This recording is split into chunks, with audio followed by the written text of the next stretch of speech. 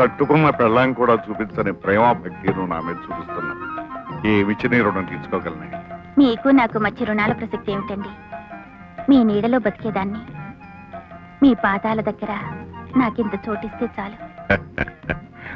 పంకజం, నీలాంటి మనిషి నాకు దొరకటం నిజంగా నా అదృష్టం. దొరకడానికి మా సిస్టర్ ఏమన్నా రోడ్డు మీద పారేసుకున్న సిల్లికాని అనుకున్నావా? Silver coin. అసలు ఈ గూడ్స్ ఇంజిన్ కి ఈ పెట్టిన తగిలిచ్చింది ఎవరు? నేను. పెళ్లి చేసుకుని ఫ్యామిలీ ప్లానింగ్ ఆపరేషన్ చేయించుకుని హాయిగా కాపురం చేయాల్సిన పిల్ల దాని కర్మగాలి నీ పాదాల దగ్గర సెకండ్ సెటప్ గా పడి ఉండాల్సి వచ్చింది.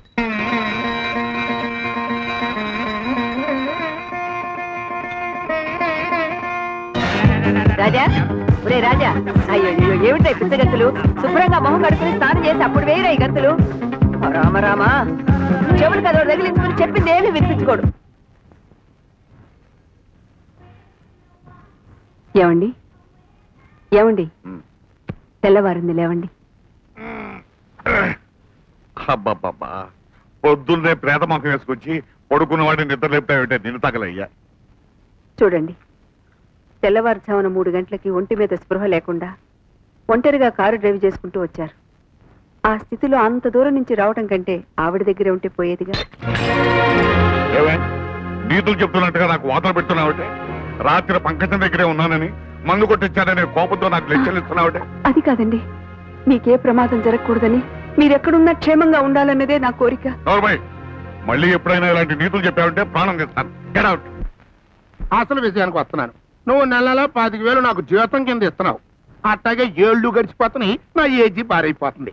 అందుకే ఒక 2-3 కోట్లు నా ముఖాన్ని కొట్టామనుకో, నేను బయటికి వెళ్ళి ఏరియా వ్యాపారం పెట్టుకొని వచ్చు, నీకు మళ్ళీ సుఖము పడచ్చు. చిల్లి కాని కూడా ఇవ్వను, నీ ఇష్టం వచ్చినతో చెప్తాం.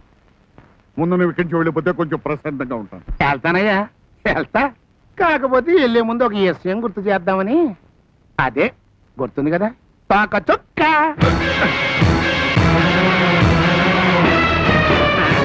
ఇదిగో 25 సంవత్సరాల క్రితం పుట్టిన ఆ తోక చుక్కని మన ఇద్దరం మర్చిపోకూడదయ్యా. తోక చుక్క. ఆ తోక చుక్క పేరెత్తావంటే నీ నెత్తి బయలుపోతుంది. ఆ సంగతి మర్చిపోమని ఎప్పుడో చెప్పాను. మళ్ళీ ఆ పేరెత్తావో నీ ప్రాణం తెస్తాను. బయటికి.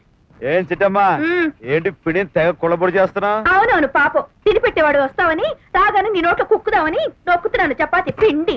బాగా నెయ్యేసి చెయ్యి, 10-15 ఎరగొడతా. ఒకదాన్ని. ఏంటి అల్సేషన్ కుక్కను కొన్నావా? అవును, ముద్దుగా ఉంది, వెళ్ళి చూడరాదు.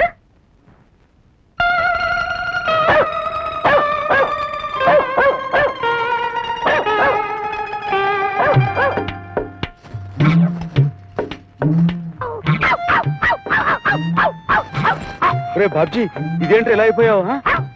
ఏంటో మురుకుతున్నావు? హెల్త్ ఇన్స్పెక్టర్ గారు, ఇదేంటండి ఇది కొత్త టైప్ చెకింగ్? చెకింగ్ కాదు, ఆసుపత్రిలో బెడ్ బుకింగ్.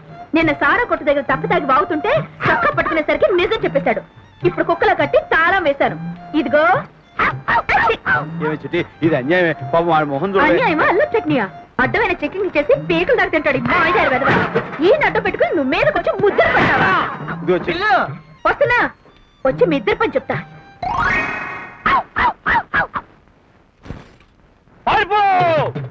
ఏయ్, వాడు పట్టుకోరా.